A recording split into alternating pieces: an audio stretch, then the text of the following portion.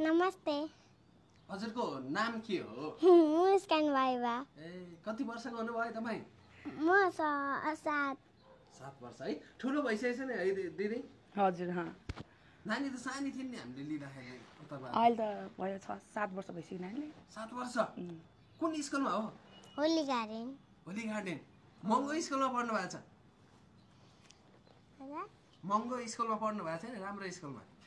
सरकारी हो कि बोर्डिङ हो त्यो? बोर्डिङ। दिदी कसरी सम्भव भयो यति महँगो स्कुलमा तपाईँले पढाउन? मैले नानीलाई 1 क्लास पढ्नुको लागि 3 वर्ष कुर्नु पर्यो कि। अब यस्तो हुन्छ, अब महँगो स्कुल सस्तो स्कुल भन्ने नि हुँदैन। मैले मेरो छोरीलाई मात्रै होइन, मैले अरूको बच्चाहरूलाई पनि पढाइरहेकै हो।